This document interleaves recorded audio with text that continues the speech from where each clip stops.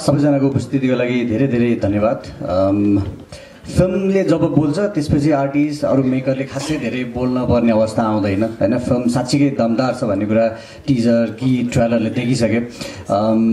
मेकरको मेहनत चाहिँ बिना स्क्रिनभन्दा पछाडिको मेहनतको कुराहरू चाहिँ हामीहरू गर्न सक्छौँ। कति हामीहरूले केही पनि नभनिकन गर्मी जाडो खाना सुत्न केही नभनिकन मेहनत गरेका छौँ। त्यो चिज आउटपुट देखियो भने मात्रै म्याटर गर्छ र सायद आउटपुट देखेको पनि होला। तपाईँहरूले यही चिजलाई चाहिँ नेपाली फिल्म अगाडि कसरी जानुपर्छ भनेर न्यारेसन सेट गर्नलाई पनि तपाईँहरूको एउटा ठुलो योगदान हुन्छ। यो सालको ओपनिङ एकदमै राम्रो भयो वैशाख जेठदेखि नै। अब यो सालको क्लोजिङ झन् धेरै धमाकेदार होस्, नेपाली फिल्म इन्डस्ट्रीको लागि यादगार साल रहोस्, त्यही विश गर्दै टिमलाई थ्याङ्क यू सो मच। पुरोदाय विशालजी, हाम्रो होल कास्ट, कृषादी, सबैजनालाई थ्याङ्क यू सो मच। अनि हजुरको उपस्थितिको लागि पनि once again thank you so much. त्यस्तो डाउट लाग्ने गरेर त्यस्तो राम्रो लागेको छ भने 5 दिन अगाडि खिचेको हामी चितवनमा अस्तिको सेड्युलमा 5 दिन अगाडि खिचेको त्यो अझ त्यो बेलामा त यति टाउको थियो त्यो गर्मीले गर्दाखेरि म त त्यो एकदमै कमेडी छ। उठ्दाखेरि यतिमा आइपुग्नु पऱ्यो रे पानी होइन, अनि यति पानी भाटामा जाउँ टाउको डुब्दैन, अलिक धेरै ठाउँमा जाउँ पानी यति आइपुग्छ होइन। यसरी खुट्टा फट्टाएर यसरी उठ्नु परिरहेको छ, त्यहाँ भित्रको पीडा अर्कै छ त्यहाँ पानी मुनिको होइन। सब रियलै हो त्यो होइन। Thank you for the compliment. यदि भन्ने हो नि अघि ब्रदरले यहाँ क्वेसन सोध्नुभयो थियो फिल्म किन बनाउनु भएको भनेर। दिलले मैले यसो चाहिँ गरेर त्यो जिस्काएर, तर यो पैसा कमाउन भने होइन नि, फेरि पैसा धेरै भएर भनेको। Film making is a very expensive art होइन। उहाँले भन्नुभयो उहाँले प्यासनले फिल्म बनाउनु भएको हो, मायाले फिल्म इन्डस्ट्रीप्रतिको मायाले दिदीको प्यासनले गर्दाखेरि फिल्म बनाएको हो होइन। पैसा कमाउने नकमाउने अर्को कुरा छ। पहिला पनि धेरै फिल्म बनाउनु भएको छ, अझै पनि फिल्म बनाइराख्नुहुन्छ। हामी सबैजनाको लागि यो चिज चाहिँ राम्रो कुरा। राम्रो नराम्रो भन्ने त सबै पार्ट हुन्छ होइन। अलिकति अगाडिबाट कुरा गर्ने हो नि, पहिला कस्तो हुन्थ्यो भने लोकको फाइट हुन्थ्यो, पुरा पाताल लोक अनि हामी चाहिँ पृथ्वी लोक अनि स्वर्ग लोक होइन। लोकमा यता पुरा देउता बस्ने, एउटा मान्छे बस्ने, यता राक्षस बस्ने हुन्थ्यो होइन। त्यस पछाडिको युगमा आए पछाडि कन्टिनेन्ट रावण श्रीलङ्कामा बस्ने, राम इन्डियामा बस्ने, इन्डियाको सबै राम्रो उताको सबै नराम्रो जस्तो भयो होइन। त्यसपछि महाभारतकालीनमा चाहिँ फ्यामिलीभित्र आइपुग्यो क्या, दाइ खराब भाइ राम्रो होइन, फ्यामिलीभित्र आयो। आजको युग भनेको चाहिँ एउटा इन्डिभिजुअल भित्र आएको छ, हामीभित्रै राम्रो छ हामीभित्रै नराम्रो छ होइन। जुन दिन हामी आफूलाई चाहिँ इथिक्स र मोरलमा राखेर काम गर्छौँ त्यो दिन चाहिँ सबै चिजहरू सुध्रिन्छ। त्यो वास्तवमा सबभन्दा खुसीको विषय यो छ कि म यो टिममा जोड्न पाएँ, त्यही मेरो लागि धेरै ठुलो कुरो हो। अरू म केही भन्न चाहदिनँ किनकि मलाई डर पो लागिसकेको छ। सबभन्दा ठुलो श्रेय हाम्रो प्रड्युसर साहब जान्छ विशाललाई, अनि त्यसपछि पुरो दाइलाई। अब कृष्ण म्यामसँग त इन्टरभ्यूमा पनि हजुरले देखिरहनु भएको होला, हामी धेरै तारिफ गरिरहेको छ। सबसे सिरियसली भने के अरे विशालजीलाई चाहिँ एकदम ठुलो श्रेय जान्छ, किनभने उहाँ नभएको यो मुभी हुँदैन थियो र हामी यसरी बसेर पनि यसको बारेमा कुरा गर्दैनौँ थियो होला। So thank you very much for believing in me. To all my colleagues thank you very much.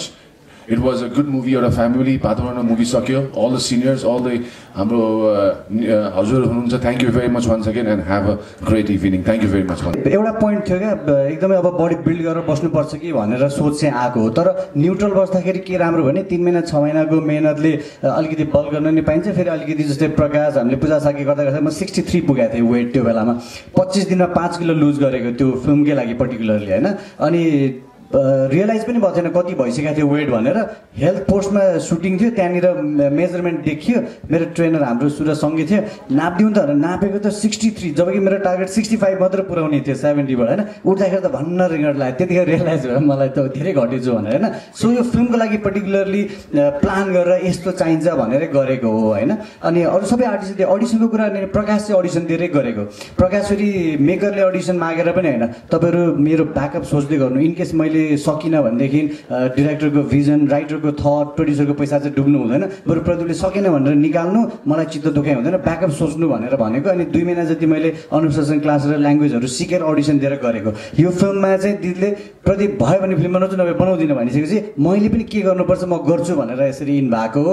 यो सबै चिज सिनर्जी हो, प्रत्येक प्रोजेक्टको चाहिँ आफ्नो आफ्नो एउटा भिजन थट हो। यो चाहिँ टोटली कृषा दिदीले चाहिँ प्रदीप हुँदा र यो होल टिमलाई यसरी राख्छु भन्ने थट हो। अघि दिदीले भन्नुभएको चिज मलाई एकदमै रिलेट कहाँ भइरहेको थियो भने यो क्यारेक्टर यस्तो देखिनुपर्छ भन्ने कुरा एकदम क्लियर कट डिजाइनरले एउटा इनपुट दिन्छ, स्टाइलिस्टले एउटा दिएर होला, मेकअपबाट एउटा इनपुट होला, तर होइन मलाई यो चाहिएको होइन, मलाई यो चाहिएको भनेर एकदम भिभिडली एन्भिजन गरेर बस्नु भएको मान्छे हो। र मलाई पनि कसरी देखाउने भन्ने कुरा उहाँले सोचेर लिनुभएको थियो होइन अडिसन भन्दा नि हामी त्यो प्रोसेसमा गयौँ हामीहरू गर्ने नै हो भन्ने प्रोसेसमा गयौँ अलि अगाडिको कुरा गर्ने भनेदेखि क्यारेक्टर भनेर चाहिँ युनिफर्म जस्तो मात्र लाग्थ्यो मलाई पुलिसको ड्रेस लगाएपछि पुलिसको क्यारेक्टर डक्टरको ड्रेस लगाएपछि डक्टरको क्यारेक्टर भयो होइन अनि एउटा हिन्दी फिल्म हेऱ्यो पुरै रक्सी खाएर अपरेसन गरिरहेको छ होइन यो कस्तो खालको डक्टर हो भन्ने भयो कि अनि त्यस पछाडिबाट क्यारेक्टर भन्ने चिज चाहिँ अलग हो कि भने जस्तो लागेर म खोज्नपट्टि लागेको थिएँ पिताम्बर आइसक्दै गर्दाखेरि चाहिँ लास्ट सेसनमा पनि हामीले कुरा गरेको मान्छे यतिकै भाइलेन्ट भयो अहिले मैले तपाईँलाई प्रायः पिटी भनिदिन्छु त्यो त बोलाएछ भन्छ होला नि होइन कि त चाहियो नि त होइन